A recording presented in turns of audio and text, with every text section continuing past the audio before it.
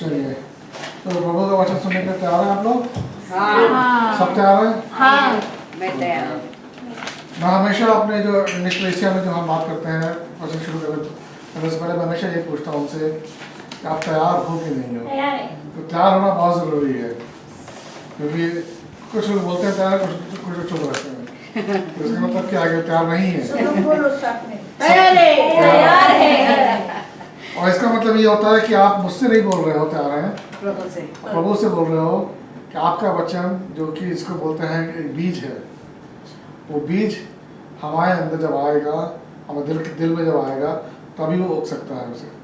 ठीक है, अब से बोल रहे आपका बीज हमारा जो दिल है वो तैयार है आपके बीज को लेने के लिए। ठीक है, तो मुझे नहीं बोल रहे हैं आप लोग, उसको बोल रहे हैं, तो हमेशा ध्यान रखिए इस चीज़ का।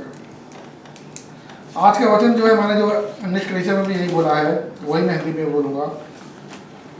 कुछ समय से मेरे दिमाग में जब मैं उठा हूँ सवेरे, थर्सडे अब 3-4 दिन पहले की बात है, सवेरे उठा तो एक गाना था जो मेरे दिमाग में चल रहा था, और वो गाना मैंने मतलब हम लोग गाते नहीं हैं चर्च में, कभी कभी सुना होगा कहीं ना कहीं मैंने, और इनके दिमाग में इतना छा गया वो कि वो उस दिन से लेके अभी तक वो चल ही रहा है। कौन सा गाना है वो इंग्लिश गाना एक है, इसमें ये पूछा गया है और बहुत ही पुराना गाना है वो, और कब तो चर्च में भी नहीं गाया जाता है वो। और दूसरे भी पूछा जा रहा है कि आप क्या उस समय थे जब प्रभु यीशु मसीह को क्रूसिफाई किया गया था, मेरे प्रभु को क्रूसिफाई किया था, क्या आप वहाँ पे थे? दूसरा वो पूछता है कि क्या आप उस समय वहाँ पे थे जब मेरे प्रभु को कीलों से पेड़ पे गड़ा गया था? उसके बाद वो बोलता है कि क्या आप उस समय वहाँ पे थे जब मेरे प्रभु यीशु मसीह को कब्र में डाला गया था? तो ये गाना है, तो मुझे समझ नहीं आया क्यों ये गाना मेरे दिमाग में आ रहा है, क्या वजह है। तो मेरा मैं जनरली जब भी इस तरह की चीज़ होती है कि वचन दिमाग में आता है, या क्योंकि ये चीज़ हमारे अपने दिमाग से नहीं होती है, ये पवित्र आत्मा कुछ में डाल देती है। फिर मैंने इसके बारे में सोचना शुरू किया, गाने को मैंने कई बार सुना, रोज़ सुना, ऑफिस जाते हुए सुना, आते समय सुना, कितनी बार सुना इसको कि भाई क्या चीज़ है, खुदा क्या बोलना मांग रहा है इसमें। वचन देखा, उसमें वचन समझने की कोशिश की उस समय क्या हुआ था, क्योंकि यीशु मसीह के क्रूस पे चढ़ने की बात की गई है, तो वो सारे वचन देखे मैंने तो समझने क्या है। शनिवार कल सवेरे, बल्कि शुक्रवार की रात में जब मैं तैयारी कर रहा था इस वचन की, तब मुझे पवित्र आत्मा ने आँखें खोलने दिखाया कि क्या है वो, किस वजह से बोला जा रहा है। तब मुझे लगा कि हाँ, ये तो मैंने सोचा नहीं, बाइबल पढ़ी, मैंने तो देखा है, सब कुछ किया, पिक्चर देखी, सब कुछ हुआ है, कभी चीज़ दिमाग में ही नहीं आई ये बात कैसे हो सकता है। तो वो मैं आपको आज बताऊंगा अपने वचन में कुछ थोड़ी देर में, लेकिन उससे पहले एक छोटी सी प्रार्थना करते हैं। पिता परमेश्वर तेरा धन्यवाद देते हैं आज के इस मुबारक दिन के लिए।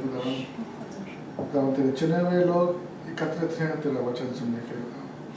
खुदावन ऐसा कर खुदावन, जब ये वचन बोला जाए तो ये वचन उनके दिल में घर कर जाए, और खुदावन वहाँ पे एक बीज की तरह खुदावन वहाँ पनपे और बड़ा हो खुदावन इसको सुरक्षित रखना ताकि शैतान आके इसको चुरा ना सके। खुदावन आज तूने मुझे इस लायक बनाया है कि मैं आपके घर में तेरा वचन दे सकूँ, तेरा धन्यवाद देते हैं कि खुदावन जैसा भी मैंने जो भी तैयारी की खुदावन उस पर तेरा आशीष मांगते हैं। हो ऐसा कर खुदावन जब मैं जिस समय खड़ा हूँ या मेरे मुँह से तेरे वचन निकले खुदावन, जो खुदावन जिसमें तेरी सहमति हो सिर्फ वही बातें मेरे मुख से निकले खुदावन। ये तेरी आराधना है खुदावन, तेरी स्तुति आराधना ही है ये वचन की खुदावन। तेरे हाथों में सब कुछ सौंपते हुए पवित्र पाक नाम से मांगते हैं, आमीन।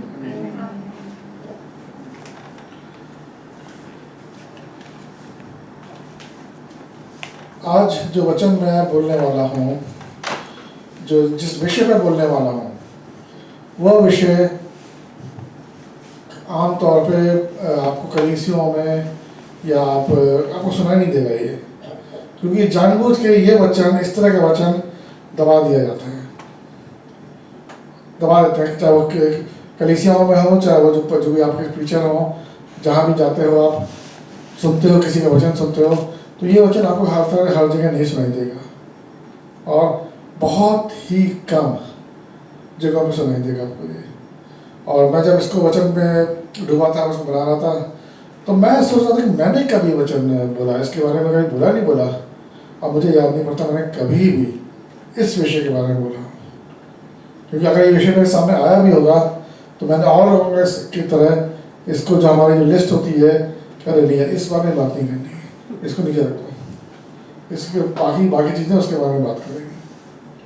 लेकिन आज मैं उसी के बारे में बात करूँगा जिसको बोलते हैं पश्चाताप। पश्चाताप की ज़रूरत है, या हम इसको एक चॉइस की तरह ले सकते हैं कि हम इसको कह सकते हैं कि हमें चाहिए या नहीं चाहिए। ठीक है, पश्चाताप एक ज़रूरत है, या हम इसकी चॉइस को चूज़ कर सकते हैं। इस बारे में आज हम बात करेंगे। आपने बहुत से हमारे हांगकांग में भी बहुत से ऐसे चर्चेज हैं जहाँ पे बाहर के लोगों को बुलाया जाता है, जो स्पीकर्स हैं, इवेंजलिस्ट हैं, हीलर्स हैं, इन लोग चंगाई देने वाले हैं और गाना गाने वाले हैं, इन लोगों को बुलाया जाता है। फिर वो चर्च जो है लोगों को बुलाता है, आओ आओ हमारे चर्च आओ और हमारे यीशु से मिलो। तो तुम यीशु से मिलोगे तुम्हें चंगाई मिलेगी, आओ तुम यीशु के पास आओगे तुम्हारा जो परेशानियां हैं वो दूर हो जाएगी। तुम यीशु से मिलोगे तुम्हारा अगर नौकरी नहीं है नौकरी मिल जाएगी, पैसे की कमी है वो पूरी हो जाएगी, यीशु से मिलोगे तो ये होगा तो वो होगा, सब कुछ बोलते हैं वो लोग। ठीक है, सुना वहाँ पर मैं खूब अच्छी तरह एडवाइस करते हैं। लोग देखते हैं कि अरे वाह, मैं यीशु पास जाऊँगा तो मुझे ये मिलेगा, मुझे ये मिलेगा, ये मिलेगा। गलत नहीं है कि आप यीशु पास आओगे आपको सब कुछ मिलेगा, यहाँ तक कि उसने तो अपने स्वर्ग के द्वार भी खोल रखे हैं आपके लिए, सब कुछ मिलेगा। लेकिन जिस तरह का प्रचार किया जाता है वो प्रचार पूरा नहीं होता है। उस प्रचार में कहीं ये नहीं लिखा होता है कि यीशु के पास आओ, पश्चाताप करो, उसके बाद तुम्हें ये मिलेगा। यूहन्ना ने वैसे सुसमाचार बताया, समझे? कहीं तो नहीं बोलना ये चाहिए हमें कि हाँ यीशु के पास आओ, पश्चाताप करो और तुम्हें जितनी भी अपनी परेशानियां हैं उससे तुम्हें समाधान मिलेगा। यीशु के पास आओ, पश्चाताप करो और तुम्हें जो तुम्हारी दुख तकलीफ है, बीमारी है, उससे तुम्हें छुटकारा मिलेगा। यीशु के पास आओ, पछतावा करो और तुम्हें स्वर्ग द्वार तुम्हारे लिए खोल दिए जाएंगे।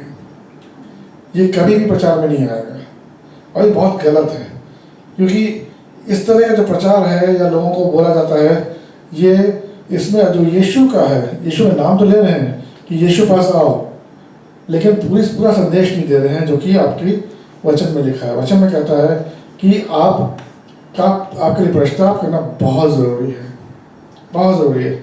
हम आगे भी देखते हैं, आपको मालूम कि जैसे हमारे चर्च में या कहीं भी जो लोगों को इकट्ठा किया जाता है, इंडिया में भी बहुत होता है, तो पास्टर आएंगे, जो प्रीचर आएंगे, ना जोर जोर से बोलेंगे, मतलब अच्छी तरह बोलेंगे, मतलब आप जो बैठे हैं आपको तो बिल्कुल आगे, वाह क्या बोला है। उसके बाद म्यूज़िक वाले आएंगे, वो बैंग बैंग बैंग बैंग तेज़ म्यूज़िक बजाएंगे, सब कुछ करेंगे, आपको लगेगा आप तुम स्वर्ग में पहुंच गए। तो स्वर्ग उसी में देखेंगे, वो देखता रहेगा, जो भी पिक्चर है, जो भी लोग वहाँ देखते रहेंगे, हाँ लोगों के ऊपर अब प्रभाव पड़ रहा है। उस समय बोलेंगे जो यीशु मसीह के पास आना चाहता है जल्दी से आगे आओ। पूरे लोग बड़े भीड़ पहुंच जाएगी वहाँ पे, सब वहाँ पहुँच जाएंगे। सब कोई रो रहा है, कोई गिरा हुआ है, अपने घुटनों पे है, और सबको क्या बोला जाएगा कि यीशु पास आओ तो ये मिलेगा, यीशु पास आओ तो वो मिलेगा, तुम यीशु पास आओ, एक बार आके देखो। सब पहुँच जाता है। एक संडे को ये हो गया, मंडे आया तब भी सोच रहे हुआ, ट्यूसडे आया उनको लग रहा है कुछ हो रहा है, वेडनेसडे आया, जब तक कि फ्राइडे आता है वो जो जोश है ठंडा होने लगता है। कुछ लोगों में ये कुछ महीनों में होता है, लेकिन ये होता ज़रूर है, क्योंकि ये इंसान की फितरत है, होता ये ज़रूर है। ऐसा नहीं कि यीशु मसीह के पास आओगे ऐसा नहीं होगा, क्योंकि यीशु ने यही बोला है तुम मेरे पास आओ मैं तुम्हें सब कुछ दूंगा और मैं तुम्हें कभी छोड़ूंगा भी नहीं। लेकिन यीशु का जो वचन है आपके लिए, जो उसके लिए वादा किया आपके लिए, अगर आप उसके हिस्सेदार बनना चाहते हो, यीशु ने जो बोला है आपसे करने को वो भी आपको करना पड़ेगा। क्या बोला उसने कि अपने दिमाग को बदलो, अपने दिमाग को बदलोगे तुम्हारा दिल बदलेगा, तुम्हारी चाल ढाल बदलेगी, तुम्हारा रहन सहन बदलेगा, तुम अपने हिसाब से नहीं जियोगे, तुम उसके हिसाब से जियोगे। और जब ये होगा इसी को बोलते हैं पश्चाताप। पश्चाताप ये क्यों जरूरी है? क्योंकि जरूरी इसलिए है क्योंकि हाँ, ये क्या नाम है, ये कलीसियाओं में या जो प्रीचर है क्यों नहीं बोलते हैं, ये शब्द क्यों नहीं इस्तेमाल करते हैं कि पश्चाताप करो? क्योंकि लोग दूसरे लोगों को किसी को बोलोगे कि तुमने पश्चाताप किया है, किसका मतलब क्या है? हम ये बोलना मांग के कहना मांग रहे हैं कि तुम पापी हो, तुम पापी हो। कौन नहीं सुनना चाहेगा कि मुझसे कोई बोलेगा अरे तुम तो पापी हो? बाइबल कहती तुम पापी हो तो मान लेते हैं हाँ ठीक है बाइबल में लिखा है। लेकिन कोई इंसान हमसे बोलेगा पापी हो तो हमें अच्छा नहीं लगेगा। और हर कलीसिया में ये डर होता है कि हम ऐसा ना कुछ बोल दें अपने लोगों से कि वो कलीसिया आने बंद कर दें। ये डर बहुत गलत है, ये हमें सच बोलना है। हम उस समय जब हम भले मनुष्य से डर जाते हैं कि भाई ये नहीं आएगा तो क्या होगा, ऐसे वो दो चार लोगों और लेके चला जाएगा, लेकिन उस समय हम ये भूल जाते हैं कि हम क्या कर रहे हैं, हम उस इंसान की बात सुन रहे हैं, प्रभु की बात नहीं सुन रहे हैं। उसको हम उसकी वजह की बात उसने बोली हमें जो कहने को बोला है उसको हम नकारा कर रहे हैं। वो वचन के बाद हम प्रार्थना देते हैं ना, एक पश्चाताप की प्रार्थना, उसके ऊपर सिखाया है हमें। हाँ, बहुत ज़रूरी है, पश्चाताप करना बहुत ज़रूरी है। इसमें आप मती हुआ ना, मती 3 खोलेंगे, मती 3 1 से 4 तक पढ़ेगा।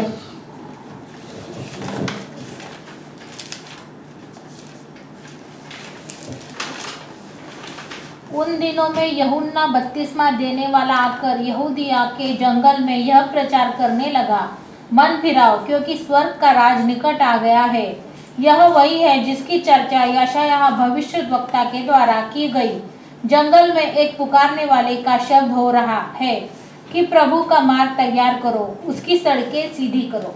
आमीन आमीन आमीन। कौन था वहाँ पे? यूहन्ना। यूहन्ना बोलते, जॉन बोलते, क्या बोल? यूहन्ना। यूहन्ना के क्या करता था वो? हमें ज़रूरत नहीं है जिस तरह वो कपड़े पहनता था या जो वो खाता पीता था, जो वो जैसे जहाँ वो रहता था, हमें ऐसा करने की कोई ज़रूरत नहीं है। और मैं तो सोच भी नहीं सकता कि अपने आप को इस तरह के कपड़े में और इस तरह का ये खाना कभी खा पाऊँगा, बिल्कुल नहीं। और ना ही यीशु मसीह, ना ही उनके चेलों ने कभी ऐसा किया। इसलिए ये इसका कोई मतलब नहीं है कि वो क्या पहनता था, क्या खाता था, क्या पीता था, कहाँ रहता था, इसका कोई अर्थ नहीं। सिर्फ अर्थ है कि उसका वचन क्या था, वो क्या लोगों से बोल रहा था। यही बोल रहा था कि तुम पश्चाताप करो, मन फिराओ अपना, और आगे क्या था? क्योंकि स्वर्ग का राज निकट आ गया। क्योंकि स्वर्ग का राज निकट आ गया है। और जब उसने लोगों से बोला तो उसके बाद क्या हुआ? अगला वचन क्या, 5वां वचन क्या कहता है? 5वां, तब यरूशलेम और सारे यहूदिया और यरदन के आसपास के सब स्थानों के लोग उसके पास निकल आए। उन्होंने अपने अपने पापों को मानकर यरदन नदी में उससे बपतिस्मा लिया। हर जगह से कोने कोने से लोग आ गए। हम भी चाहते हैं कि हमारी कलीसिया में लोग आए, हांगकांग के कोने कोने से लोग आए, तो हमें यही करना पड़ेगा, प्रचार करना पड़ेगा। जब तक प्रचार नहीं करेंगे तब तक लोग आएंगे नहीं। और उनको यही बोलना है कि अपना रास्ता दिखाओ, मन फिराओ, पश्चाताप करो, और लोग आएंगे।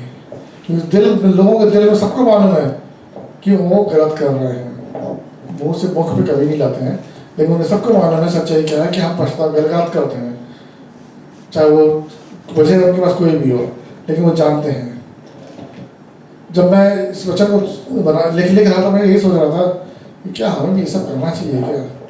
लेकिन हमें करना चाहिए, लोगों को जाके बोलना चाहिए, प्रचार करना चाहिए कि आओ पश्चाताप करो, मन फिराओ, तो यीशु का राज बहुत निकट आ गया है। 7 से लेके 10 तक पढ़ेंगे। जब उसने बहुत से फरीसियों और सदुकियों को बपतिस्मा के लिए अपने पास आते देखा तो उनसे कहा, हे सांप के बच्चों, तुम्हें किसने जता दिया कि आने वाले क्रोध से भागो, इसलिए मन फिराव के योग्य फल लाओ। 8 ना। पूरा 10 तक। और अपने अपने मन में यह न सोचो कि हमारा पिता अब्राहम है, क्योंकि मैं तुमसे कहता हूँ कि परमेश्वर इन पत्थरों से अब्राहम के लिए संतान उत्पन्न कर सकता है। अब कुल्हाड़ा पेड़ों की जड़ पर रखा हुआ है, इसलिए जो जो पेड़ अच्छा फल नहीं लाता वह काटा और आग में झोंका जाता है। आग में झोंका जाता है। अच्छा फल, बाइबल में लिखा है, सिर्फ फल नहीं, अच्छा फल। और जो वहाँ पे जो आए हुए थे, जो लोग खड़े होते तमाशा देख रहे थे, ये क्या हो रहा है, भाई बपतिस्मा ले रहे हैं, वो लोग आ रहे हैं, एक करके लोग आ रहे हैं यूहन्ना के पास, उससे बात करता है, उनको पानी में डुबाता है, वो निकलते हैं, बड़े खुशी भी निकल जाते हैं। वो लोग ना, जो लोग खड़े हुए जरा देख रहे थे कि क्या हो रहा है, क्या ड्रामा कर रहा है यार, ये क्या फालतू का समय नष्ट कर रहा है, लेकिन लोग खुश क्यों हो रहे हैं। उनके लिए किस तरीके से यूहन्ना ने बोला, वो क्या बोला, सांप के बच्चों। सांप को जो अगर हम लोगों से बोलना शुरू करें कि तुम सांप के बच्चों, तो शायद रंजना बहन आप हम ही खड़े होंगे यहाँ पे बात करने के लिए, और तो कोई नहीं होने वाला है यार। लेकिन फिर से वही बात आती है कि उसका वचन क्या था। उसका वचन यही था कि मन फिराओ, पश्चाताप करो, क्योंकि परमेश्वर का राज्य निकट है। तो क्या है ये पश्चाताप, क्या मतलब क्या है। जो बाइबल है उसमें 2 खास भाषाएं होती हैं। जो ओरिजिनल बाइबल है 2 भाषाएं हैं। जो नया नियम है वो ग्रीक भाषा में लिखी गई है, और जो पुराना नियम है वो हिब्रू भाषा में लिखी गई है।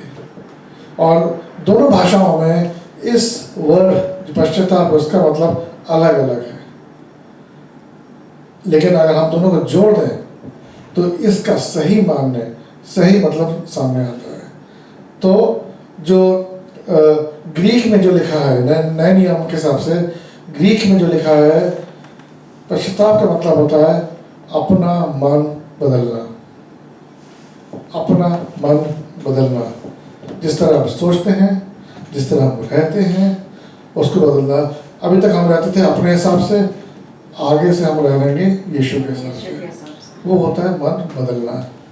और यही शब्द हिब्रू में होता है कि आप पलटी खाना, पलट जाना। और अगर दोनों को आप जोड़ दो तो इसका सही माने निकलता है कि जिसमें कि आप होता है एक चीज़ से आप छोड़ के दूसरी तरफ मुड़ते हो। एक चीज़ छोड़ोगे, क्या छोड़ोगे, अपने पाप, अपनी गलतियाँ, अपना गलत रहन सहन, उसको छोड़ के घूमते मुड़ते किसकी तरफ हो, यीशु की तरफ। तो पश्चाताप का सही मानने यही होता है। पश्चाताप आपके अब दिमाग के में भी असर करता है, और आपको भी इमोशनल जो होते हो, रोना आता है, वो सब होता है, उस पर भी असर करता है। जब आप देखोगे कि हाँ मेरे अंदर कितना पाप है, मेरे अंदर क्या, आप खुदा के सामने खड़े होकर बोलोगे मेरे अंदर कितना पाप है, तो आपको अपने से नफरत होगी, और थोड़ी देर बाद आपका एहसास होगा मुझे अपने से नफरत नहीं करनी, मुझे अपने अंदर गंद है, जो गंदगी है उससे नफरत करनी है। और उस गलतियाँ, जो गलत चीज़ें आपके अंदर हैं, उसको आप रिव्यू करो, उसको बोलोगे नहीं मुझे ये नहीं चाहिए, क्योंकि ये परमेश्वर से नहीं है। ये सारी चीज़ें आपको पछतावे की तरफ लेके जाती हैं। क्या पछतावा करोगे और खुदा से मांगो कि वो आपको माफ करे। पछतावा और पश्चाताप 2 शब्द है। 2 शब्द। पछतावा यानी कि तब तक ही है, बाद में जैसा आगे था वैसा पीछे था वैसा ही होगा। और पश्चाताप ऐसा है कि वापस उस बात के ऊपर मुड़ना ही नहीं है। पश्चाताप करे तो आगे बढ़ना है। पश्चाताप का मतलब ये हुआ कि आपको मन फिराना है। मन फिरा के जहाँ आप जब टर्न हो गए तो जो आपका पीछा रह गया वो पीछा रह गया, आप उसको पीछे छोड़ के आपको दूसरी तरफ आगे बढ़ना, वही नहीं खड़ा रहना है, आपको उसमें आगे कार्यरत होना है, आगे बढ़ना है।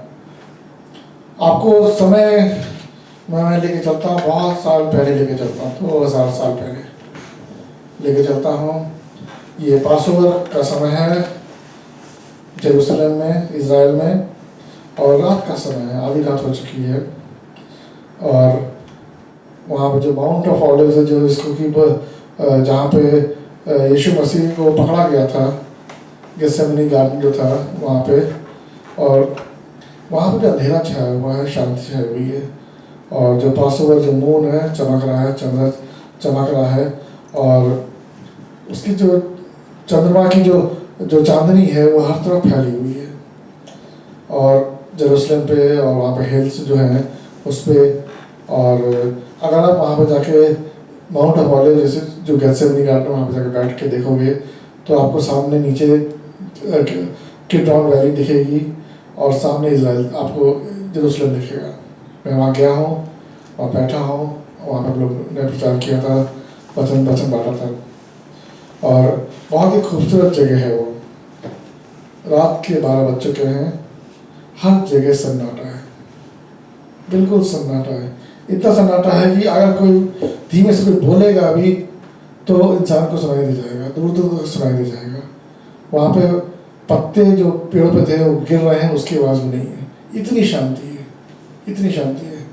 और इस शांति को भंग करता है एक आवाज़, दर्द भरी आवाज़, और ये आवाज़ है रोने की।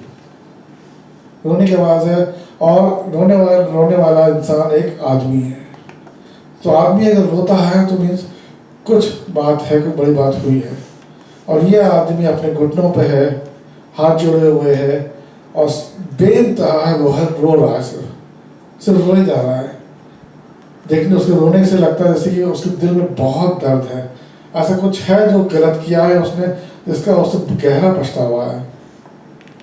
उससे पछताव कर रहा है, वहाँ पे माफ़ी मांग रहा है, वो सिर्फ रोए जा रहा है, वो एक शब्द नहीं निकल रहा उसके मुँह से, सिर्फ रोए जा रहा है बच्चों की तरह। और वो कौन है, क्या है, ये हम देखेंगे लूका 22 में।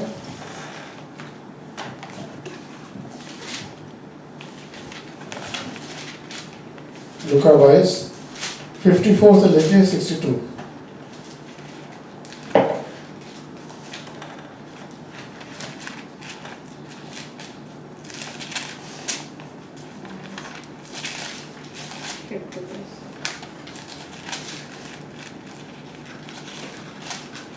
इसका 54 से 62।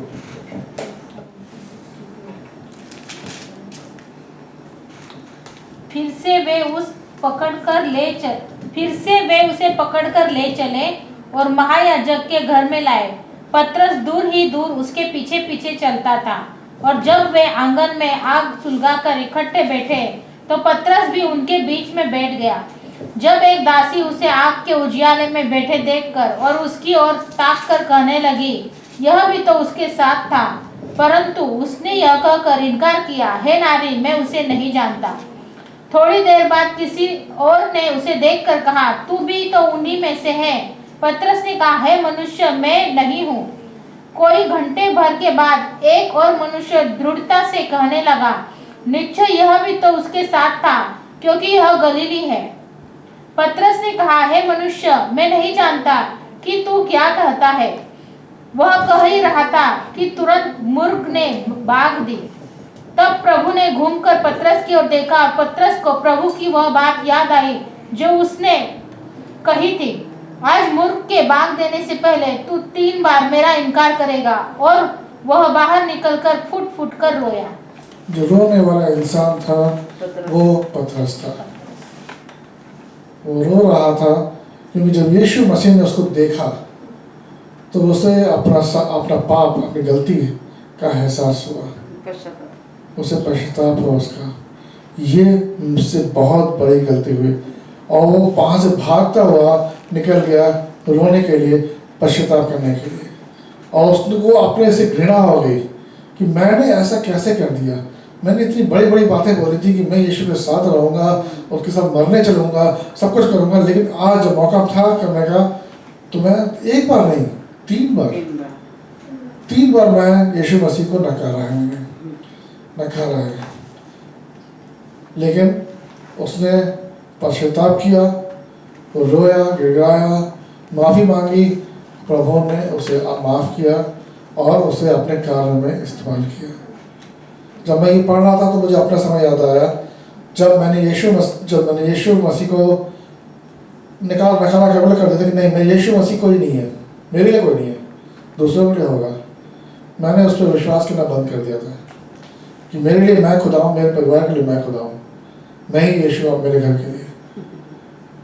और जब यीशु मसीह ने मुझे पकड़ा जहाँ पर मैं था और पकड़ के मुझे कलीसिया में डाला है, तो कलीसिया में शुरू से लेके आखिर तक, जब वर्शिप शुरू हुई है, प्रार्थना शुरू हुई है, से लेके आखिर तक मैंने सिर्फ एक चीज़ की थी वहाँ पे, सिर्फ रोया हूँ मैं। वो पूरा हॉल भरा हुआ था, बैठने की जगह नहीं थी, मैं सीढ़ियों में बैठा हुआ था, अंदर जाने की सीढ़ियों में बैठा हुआ था, सिर्फ वहाँ से मेरी पीठ थी स्टेज की तरफ, सब कुछ सुन रहा था, लेकिन मैं सिर्फ रो रहा था।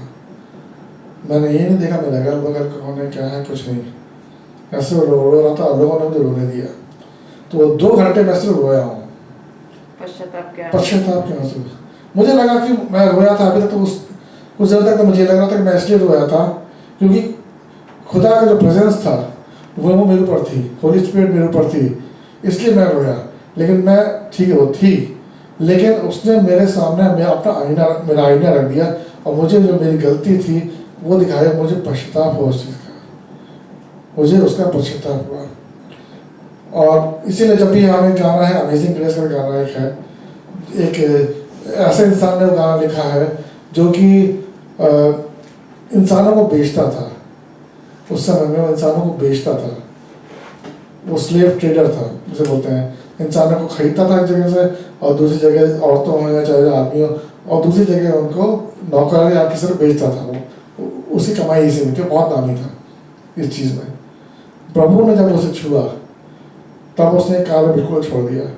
लेकिन उसने अपने जो एक गाना लिखा था उसमें, उस गाने में उसने लिखा कि यीशु ने मुझे चुना जबकि मैं इतना घृणा के काबिल था, लेकिन उसने वो सब नहीं देखा। उसने देखा कि मैं इसको उठाऊंगा अपने कार्य के लिए, उसने उसको उठाया और वो खुदा के कार्य में आगे बढ़ा।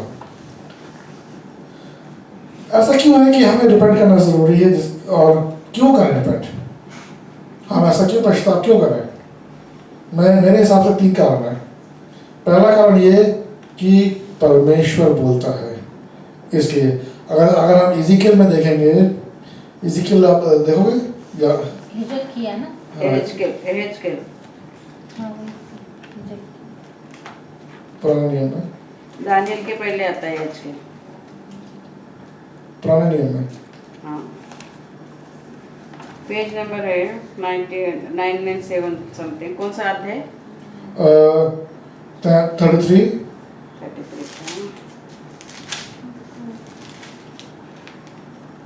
का पेज नंबर यहाँ पे तो 1007 है। 33 का 12वां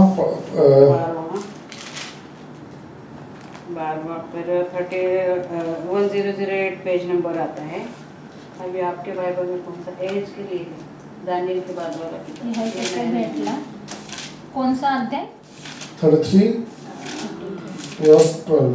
दानियल के बाद देखिए ये एज के का 23 ना, 33 9767 पेज नंबर 33 का 12। हे मनुष्य की संतान, अपने लोगों से यह कह, जब धर्मी जन अपराध करे तब उसका धर्म उसे बचा न सकेगा, और दुष्ट की दुष्टता भी जो हो, जब वह उससे फिर जाए तो उसके कारण वह न गिरेगा, और धर्मी जन यदि वह पाप करे तब अपने धर्म के कारण जीवित न रहेगा।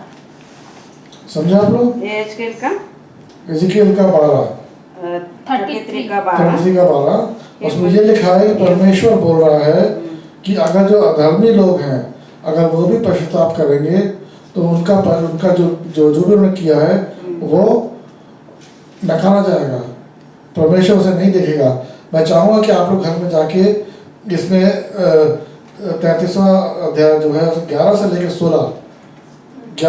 16 घर में जाके पढ़ें उसे ध्यान से, ठीक है? तो पहला है कि परमेश्वर बोलता है, और दूसरा वजह है कि यीशु मसीह ने भी इसके बारे में बोला है।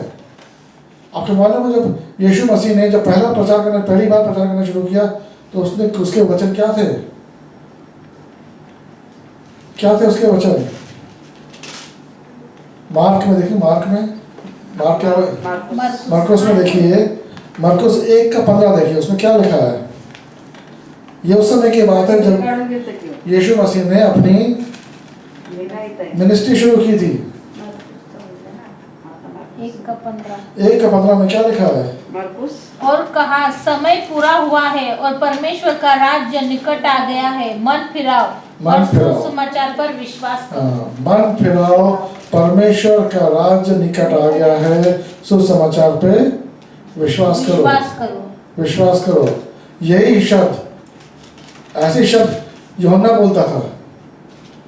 यूहन्ना और इसके शब्द, यीशु के शब्द बिल्कुल सेम है कि मन फिराओ, पश्चाताप करो, और क्योंकि परमेश्वर का राज निकट है, परमेश्वर का राज निकट है।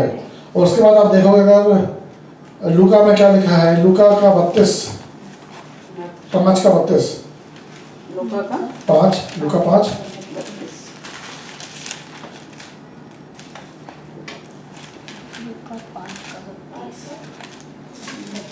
मैं धर्मियों को नहीं परंतु पापियों को मन फिराने के लिए बुलाने आया हूँ। किस लिए यीशु मसीह आया है?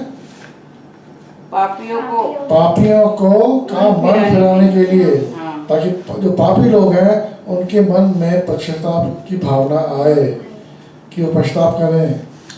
ये वजह है यीशु मसीह के आने की। और तीसरी वजह, पहला वजह हो गया अपनी परमेश्वर ने बोला, दूसरा कि यीशु मसीह ने भी ये बोला, तीसरा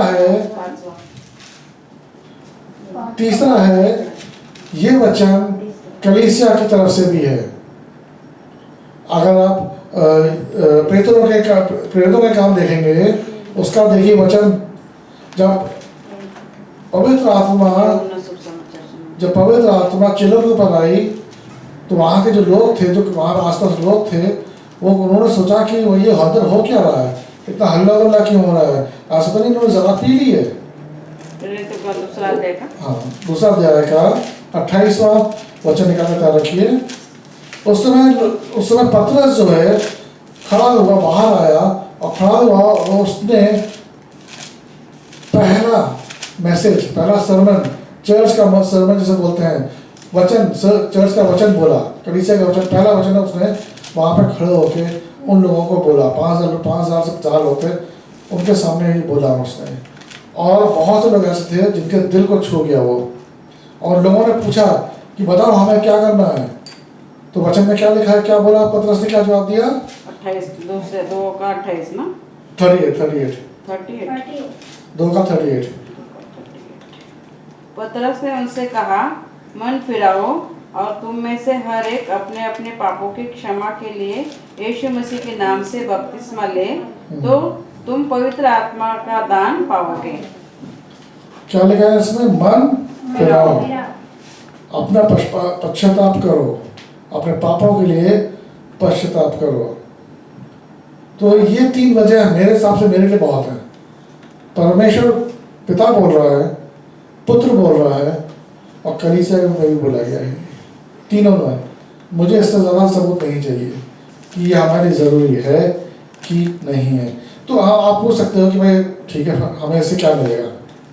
आपको मिलेगा, पहली चीज़ तो ये कि आपको जो आपने पाप किए हैं उसकी सज़ा से आपको निजात मिलेगी, स्वतंत्रता मिलेगी उससे, पहली चीज़। क्योंकि जो हमने लूका 5:32 में पढ़ा था कि यीशु ने बोला कि मैं जो लोग सही हैं, धर्मी लोग हैं, उनके लिए नहीं आया हूँ, मैं आया हूँ उन लोगों के लिए जो पापी हैं, ताकि उनका मैं मन फिरा सकूँ।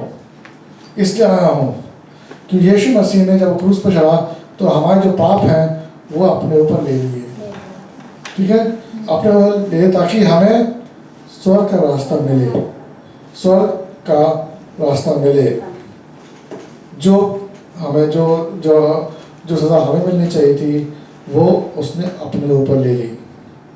लेकिन ये तभी मिलेगा हमें स्वर्ग का रास्ता जब हम अपने पापों को देखेंगे, समझेंगे, मानेंगे कि हाँ मेरे पाप हैं। ये नहीं बोलेंगे नहीं जी मैंने चोरी की या मैंने गलती की, मैंने अपनी वजह से ना की, मुझे इसने बोला था करने के लिए, उससे कोई मतलब नहीं है। हमने की, मैंने की गलती, चोरी की। और दूसरी वजह आप बोल सकते हो कि भाई परमेश्वर ने हमारे लिए अपना जीवन दे दिया ताकि हमें अनंत काल जीवन में जाने का रास्ता मिले। तो अनंत काल की बात होगी ना, मरने के बाद की बात हुई। अभी के क्या करना फिर हमें? ठीक है, हमारा फ्यूचर जो है वो खुदा ने बोला कि वो मैं तो बचा कर रखा, लेकिन अभी इस देश में जब हम इस संसार में रहते हैं तो यहाँ पे हमें कितने क्लेश होते हैं, कितनी आजमाइशों में से गुजरना पड़ता है, कितनी कठिनाइयाँ मिलती हैं, और कितने कितने पाप हमें करना पड़ता है, अनजाने हमें करना पड़ता है। करते हैं, झूठ बोलते हैं, तबीयत खराब हो गई हम नहीं आ पाए, लेट हो गया तो आने नहीं, वहाँ फंस गए थे, ट्रैफिक फंस गए थे, ट्रैफिक नहीं होगा पहले, हम सो रहे थे, कुछ भी हो, छोटी छोटी चीज़ों में झूठ बोलते हैं, गलत काम करते हैं, छोटी चीज़ गलत हमें लगता नहीं चाहिए, तो छोटी मोटी चीज़ें हैं। तो उसमें क्या चाहिए? उसमें परमेश्वर का वचन कहता है कि तुम परमेश्वर में बने रहो, उसका वचन पढ़ो, उसके गाने गाओ। चाहे अकेले हो तो क्या हो, गाने सुनो, गाने गाओ, प्रार्थना में रहो, कलीसिया में हो, ताकि जब तुम एकत्र होकर आओगे, जैसे आज बात हो रही थी व्हाट्सएप की बात आप कर रहे थे कि व्हाट्सएप में जो मैसेज दिया जाता है उसको सुनो, उस पर अपनी टिप्पणी दो कि आपको क्या लगता है।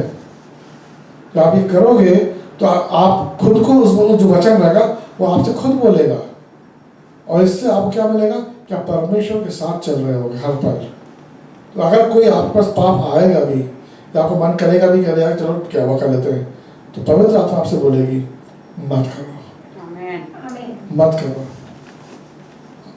अब सोचने की बात यह है कि आपकी मर्जी है, पवित्र आत्मा की बात सुनते हो कि नहीं सुनते हो? नए लोग पवित्र आत्मा की बात सुनते हाँ। हैं, पुराने वाले लोग बोलते हैं अब रहने दे, बहुत सुन लेते हैं, हमारा काम निपटा के हम आते हैं। वो बिल्कुल हमारे जैसे मैंने बोला हमारी फितरत ही इस तरह की है, हम कमज़ोर लोग हैं, हम बोलते हैं हम कमज़ोर लोग हैं। अब मैं आना चाहता हूँ उस बात पे जो जिस बात से मैंने शुरू किया था, जो मैंने आपसे बोला था कि मेरे दिमाग में वो जो गाना है वो बार बार चल रहा था, जिसमें ये बोला गया है कि क्या तुम वहाँ पे थे उस समय जब मेरे परमेश्वर को क्रूस पे चढ़ाया जा रहा था, जब उसके हाथों में पैरों में कील गड़ी जा रही थी, जब उसे उस टूम में डाला जा रहा था, क्या तुम वहाँ पे थे? कब थे तब? तो जब मैं इसके बारे में सोच रहा था तो रात में करीबन 11-12 बजे होंगे, तो पवित्र आत्मा मुझे गोलगथा जो है, जो चट्टान है जहाँ पर परमेश्वर को क्रूसिफाई किया गया था, उस जगह पे ले गया। मैं वहाँ गया हूँ, मैंने वो जगह देखी है, लेकिन मेरी हिम्मत नहीं हुई थी कि ऊपर जाकर देखूँ। मैंने कहा मैं नीचे ठीक हूँ, नीचे ठीक हूँ। काफ़ी लोग बहुत लोग ऊपर नहीं गए थे, सब नीचे थे, तो मेरी भी हिम्मत नहीं थी ऊपर जाने की। और वो जगह ऐसा ही है जैसे गोलगथा क्यों बोलते हैं, क्योंकि वो खोपड़ी नुमा पहाड़ है, खोपड़ी की तरह पहाड़ है, वो फोटो भी खींची है मैंने, वो सब कुछ है। तो अब उसके ऊपर उस समय क्या हुआ होगा, यीशु मसीह जब को क्रूस पे चढ़ाया जा रहा था तो कैसा माहौल रहा होगा, क्या वहाँ पे गुजर रहा होगा। आप क्या कितने लोग, कौन लोग थे वहाँ पे जब यीशु मसीह को वहाँ पे क्रूसिफाई किया जा रहा था? कौन लोग थे वहाँ पे? सारे वहाँ के तो लोग थे, रोम में सारे लोग थे वहाँ पे, उसकी माँ भी थी, भाई भी थे, सब लोग थे। लूका मैं ऐसे बताता हूँ, लूका 23 में है, 23-27 में लिखा है कि बहुत बड़ा झुंड एक आया था वहाँ पे, जिसमें औरतें भी थीं जो कि रोती हुई माता पीती वहाँ पे आई थी। और लूका 23 में 27, लूका 23-27 लोगों में की बड़ी भीड़ उनके पीछे हो ली, और उसमें बहुत सी स्त्रियां भी थी जो उसके लिए छाती पीटती और विलाप करती थी। और 49 पढ़ेंगे, वर्स 49।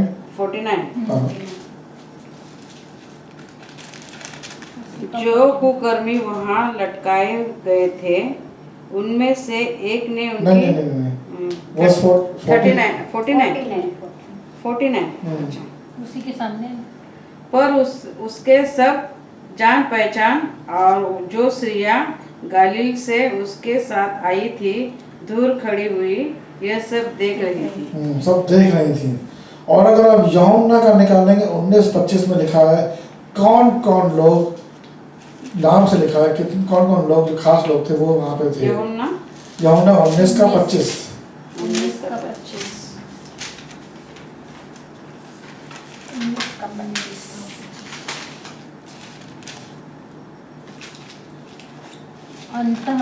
अंतः सैनिकों ने ऐसा ही किया। यीशु के क्रूस के पास उनकी माता और उसकी माता की बहन क्लोपास की पत्नी मरियम और मरियम मगदलीनी खड़ी थी। इनके साथ वहाँ पे कौन था? एक ही चेला था, वो था यूहन्ना। यूहन्ना क्योंकि हमें इसलिए मालूम है यूहन्ना था क्योंकि परमेश्वर ने जब अपनी माँ को देखा, मरियम को देखा, तो उसने बोला, उसको समर्पित किया अपने चेले, सबसे खास चेले यूहन्ना को, आज से ये तेरा बेटा है और तेरी माँ है। और उसके अलावा और कौन था वहाँ पे? उसके अलावा वहाँ पे थे वहाँ के जो सोल्जर थे, रोमन सोल्जर थे, और उनका जो सुपर सलार था वो उनके ऊपर जो था वो था। और कौन थे वहाँ पे? वहाँ पे वो थे हाई प्रीस्ट जिसे बोलते थे, जो कि वहाँ पे जिन्होंने यीशु मसीह को क्रूस पे चढ़वाया था, जो मंदिर में थे, जो वहाँ के जो मेन लोग थे, खास लोग थे, लीडर्स थे, वो सारे लोग वहाँ पे देखने के लिए कि यीशु मसीह बच ना जाए कहीं, ये देखने के लिए वो आए थे। और इनके साथ और कौन था? दो चोर। बचपन से मेरे अंदर ये था कि यीशु मसीह जो कि इतना स्वच्छ, साफ और प्योर इंसान है, जिसने कभी गलत नहीं किया, परमेश्वर ने ऐसा क्यों किया कि दोनों चोरों के बीच में परमेश्वर को सूली पर इस पे चढ़ाया गया, क्रॉस पे चढ़ाया गया? ऐसा क्यों होने दिया? ऐसा क्यों नहीं किया कि वो अकेले क्रॉस लेके आया? सब कुछ था। ये दो चोर को लाने का मतलब क्यों था? तो बाद में जब बड़ा हुआ तो मैंने देखा जो उन लोगों के बीच में वार्तालाप होती है, बात होती है, उससे हमें लगा अच्छा इस वजह से, क्योंकि एक चोर जो था वो कह रहा था कि तुम परमेश्वर हो तो मुझे बचा लो, और दूसरा बोला था कि उससे पहले बोलता कि जो हमने किया, गलत किया है, वो सजा हमें मिल रही है, लेकिन इसने कोई गलती नहीं की है। तब वो यीशु मसीह तो मुड़ के बोलता है कि अपने राज्य में जब आओगे तो मुझे याद करना। हमें यही लगा तो यही है, लेकिन ऐसा नहीं है। ये सिर्फ एक छोटा सा हिस्सा है। वो दिखाना चाहते थे कि मनुष्य था, वो मनुष्य के जैसे ही उनको भी मरण दिया। तो उसमें दिखाया गया, उसमें यही दिखाया, उसमें ये दिखाया ये जो दो लोग थे यीशु मसीह के, एक इस तरफ और एक इस तरफ, ये जो आज की जो कि हमारे लोग हैं उनको दर्शाता है। एक जिसने कि दोनों बाइबल कहता है कि सब पापी हैं, ऐसा कोई नहीं जिसने पाप नहीं किया। तो यीशु मसीह के दोनों तरफ पाप करने वाले लोग थे। हाँ, दोनों ने पाप किया था और दोनों को क्रॉस पर चढ़ाया हुआ था, सजा दोनों को मिल रही थी। लेकिन एक पापी ने माना कि उसको जो सजा मिल रही है वो उसकी अपनी गलती की वजह से मिल रही, उसको अपने गलतियां दिखी और उसे लगा कि जो मुझे मिल रहा है, जो मुझे सजा मिल रही है वो सही मिल रही है। उसको पश्चाताप हुआ। एक पश्चाताप किया और एक ने पश्चाताप नहीं। एक ने पश्चाताप किया, एक ने अपनी गलतियों को देखा और उसने पश्चाताप किया, और दूसरे ने नहीं देखा पश्चाताप। तो जिसने देखा उसका क्या हुआ? यीशु मसीह का जब उसने घूम के देखा, उसने यीशु मसीह से बोला कि यीशु जब तुम अपने राज्य में आओगे तो मुझे मेरा स्मरण करना, मुझे याद करना। और यीशु ने क्या बोला? आज, कल की बात नहीं कर रहा हूँ मैं, आज इसी समय तुम मेरे साथ आधोलोक में होगे। उसी समय। और जो इंसान परमेश्वर की तरफ घूम के आता है, अपने देखता है कि मैंने जो किया गलत किया, उसके ऊपर पश्चाताप होता है, और सिर्फ पश्चाताप करके रुकता नहीं है, वो पलट के यीशु मसीह की तरफ आता है, कदम बढ़ाता है। यीशु मसीह उसका हाथ को उठा लेता है कि आओ तुम मेरे हो। वो बोलता नहीं कि मैं बाद में करूंगा, आज अभी इसी वक्त ये तो एक की बात हो गई, दूसरा क्या क्या हुआ? दूसरा जो था वही सोच रहा था कि ये जो मेरा साथी है इसने ऐसा क्यों बोला कि हम जैसा हमने किया है वैसा हमें मिला है, ऐसा क्यों बोला इसने? हम में और जितने लोग मेरे सामने हैं, रोमन सोल्जर हों, वहाँ के लोग हों, मुझ में और इनमें क्या फ़र्क है?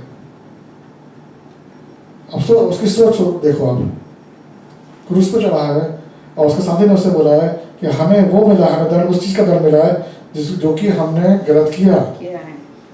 तो वो सोच रहा है अपने दिल में कि जितने लोग सामने खड़े हैं वो सभी तो पापी हैं, मैं पकड़ा गया इसलिए मुझे यहाँ पे क्रूस पे चढ़ा दिया है। लेकिन इन लोगों का क्या है? इन लोगों को भी क्रूस पे चढ़ना चाहिए। ऐसा कौन सा इंसान है वहाँ पे जो ये बोल सकता है कि मैंने पाप नहीं किया है? सब पापी हैं।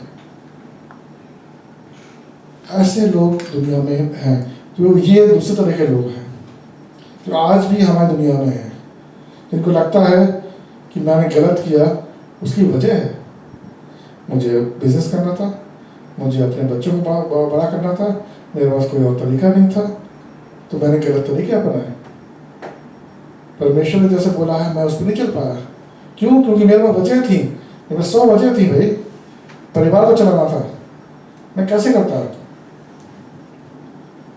ये बहुत ज़रूरी है हमें इस चीज़ का ध्यान रखना कि हम किस तरफ, हम सब सिनर हैं। बाइबल बोलती है कि हम सिनर हैं, तो परमेश्वर के इस तरफ हैं हम या परमेश्वर के इस तरफ हैं? या तो हम वो सिनर हैं जिसको अपना पाप देखा, उसे अपने पाप से अपने आप से घृणा हुई और उसने पश्चाताप किया और पश्चाताप करने के बाद वो यीशु की तरफ मुड़ा। या वो हमें ऐसा पापी बनना है, ऐसा इंसान बनना है, या ऐसा इंसान बनना है जो कि बोले नहीं मेरे पास तो करने की वजह थी, क्या मेरे पास कोई चारा नहीं था, मुझे करना ही था, गलत किया तो क्या हुआ?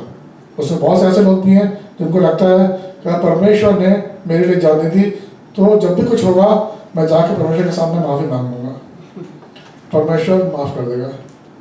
ऐसा नहीं होता है, ऐसा नहीं होता है। सॉरी बोलने से सारी चीज़ें नहीं पूरी जाती है। सॉरी शब्द जो है, जो अंग्रेज़ों का शब्द या हिंदी में माफ़ी मांगना से सारी चीज़ नहीं होती। माफ़ी बहुत बड़ा शब्द है। सॉरी का मतलब है कि आइंदा ऐसा नहीं होगा मेरे हाथ से, आगे ऐसा। और पहली चीज़ होती है कि मुझे दुख है, जो मैंने किया, मैंने बोला, उसका मुझे बेहद दुख है और आगे से ऐसा नहीं होगा, ये उसका मतलब होता है। लेकिन आज क्या होता है, सॉरी का शब्द जो है एक तरीके से आराम से लगता है, सॉरी बोल के निकल लो, बोल के निकल लो, चलो थैंक यू, सॉरी, बोल के निकल लो, आई लव यू। वो भी ऐसे ही है, फैशन हो गया है, वो भी ऐसे ही है। अब मेरा पोता भी फोन रखने के टाइम में बोलता है लव यू, फोन नहीं रखेगा तो बोलता है अब रखना फोन, लव यू बोला, बाय बोला, सी यू बोला, फोन नहीं रखती, फिर काय का लव यू। आने लव यू पे तो बाद में बात करेंगे, क्योंकि लव पे भी जैसा आई लव यू बोलते हैं लोग, तो मेरी पत्नी मेरे कुत्ते को ही बोलती है आई लव यू, मुझे ही बोलती है आई लव यू, तो मतलब क्या मतलब हुआ? तो उसके बारे में बाद में बात करेंगे। लेकिन ये चीज़ का ध्यान से मैंने आज जो वचन आपको बताया है, इसमें ध्यान रखना है हमें कि हम सब पापी हैं।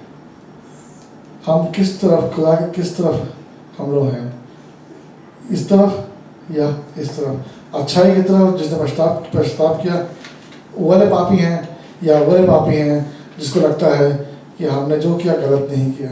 सारी दुनिया कर रही है, हाँ, हमारे जरूरत के हाँ, लिए, सारे हमारे कर संसार रही के है। लिए, हमारे जिम्मेदारियों के लिए, हाँ। ऐसे वैसे में गिनती होगी फिर। इसीलिए जो जैसे मैंने मेरा वचन का जो आज टाइटल था कि पश्चाताप एक ज़रूरत या एक हम चॉइस है हमारे लिए, तो उसका जवाब मेरे लिए तो यही है कि ये एक ज़रूरत है हमारी। लेकिन ज़रूरत होने के साथ साथ ये हमारे ऊपर डिपेंड करता है कि हम क्या चूज़ करते हैं।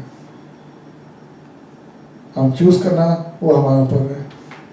मैंने अपनी जो मेरी इच्छा थी, जो मैंने चूज़ करना था, मैंने चूज़ कर लिया।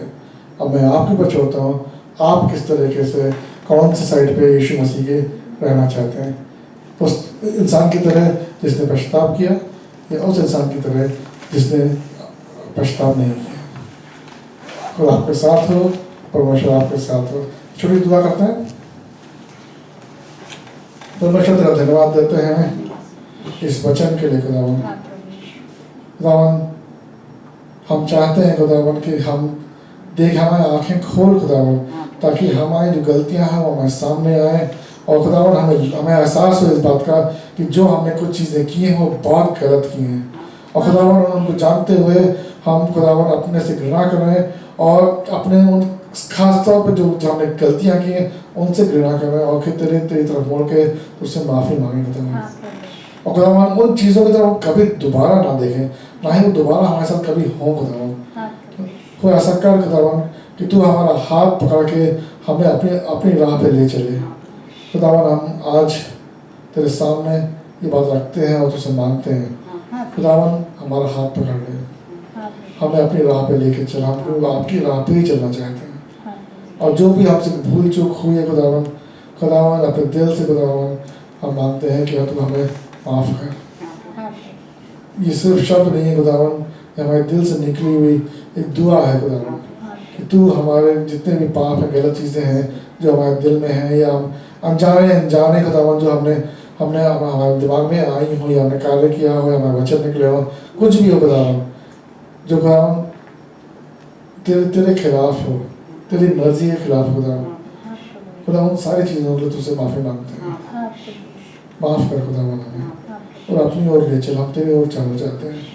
आज ही हम निश्चय करते हैं खुदावन, फिर से एक बार निश्चय करते हैं खुदावन कि हम तेरी तरफ चलेंगे खुदावन, कुछ और नहीं चाहिए हमें। तेरे पवित्र पाक नाम से मांगते हैं, आमीन।